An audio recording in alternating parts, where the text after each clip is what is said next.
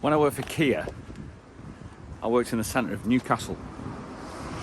Right in the centre, right by the River Tyne. So every day I had to come in and out, leave the city centre, go from the green belt into the city and come back out.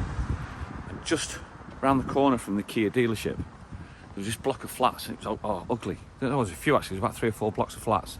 Must have been 20 stories high. Ugly things they were. And over the course of 2 years, the builders got in, somebody got hold of it, and they started putting cladding around it. And, and it took like a big project went on for a while.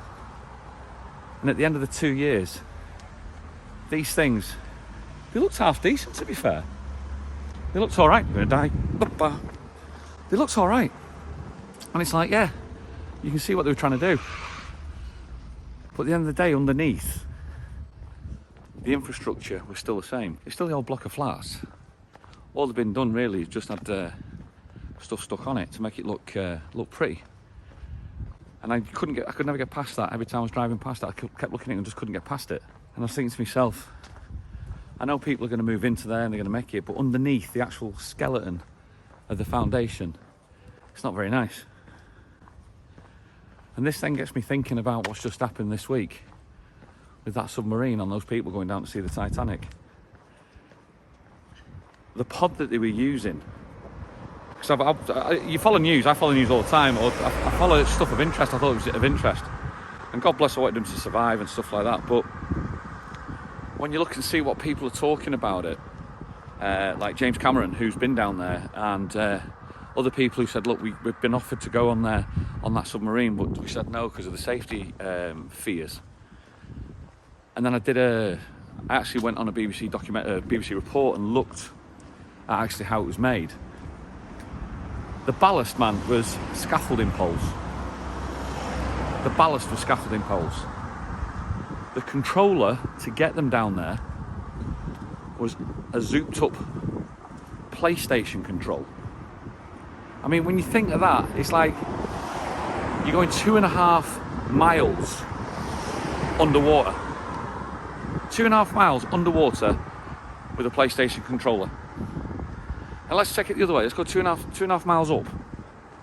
You've got Elon Musk, you've got Richard Branson spending absolute millions, billions on getting these aircraft, getting these crafts ready to take you to the edge of space.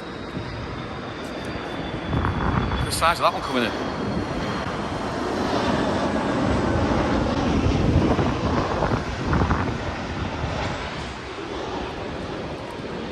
You got these people spending millions and billions to get people up into space. There's 2.5 miles that way. You get 2.5 miles that way and you're using a PlayStation controller.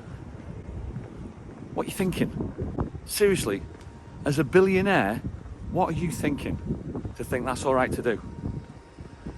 First thing for the CEO to design it and said, oh, fine. The sub had only done about six or seven journeys apparently. And on the 6 or 7 journeys, they reckon every single time the infrastructure of the submarine was getting weaker and weaker because of the carbon fibre it was used. This is what it's read. I don't know, but it's just what I've read about it. So it's getting weaker and weaker. So it's just a matter of time.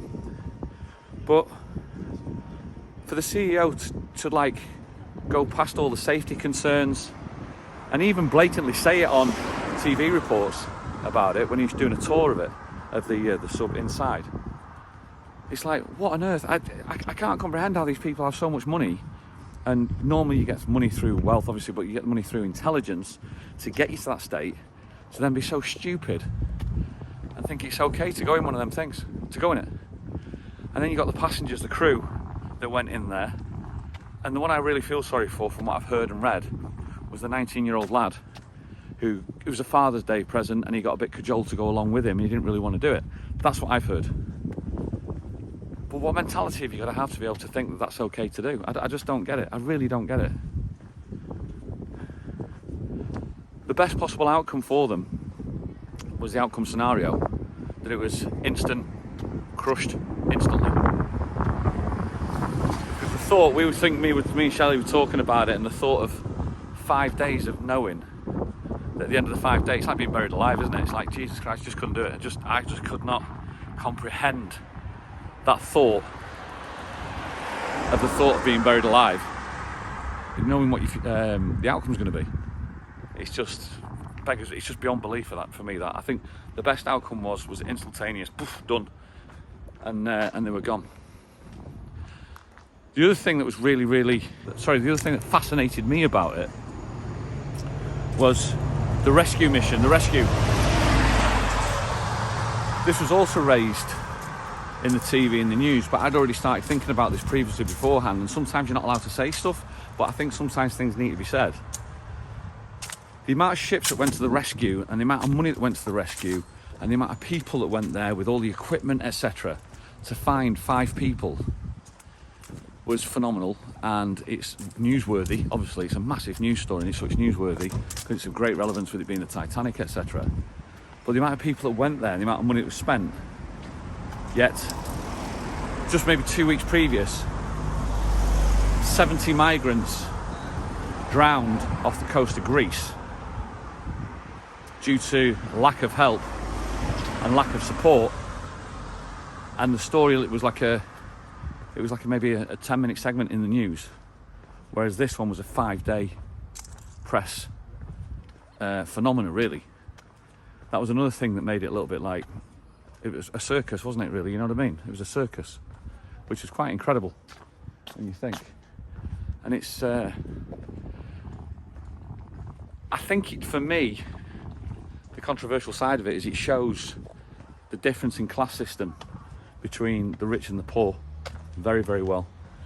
It highlights it extremely well, and I think that's the controversial comment of this vlog, I suppose. But I do generally think that there's the class system is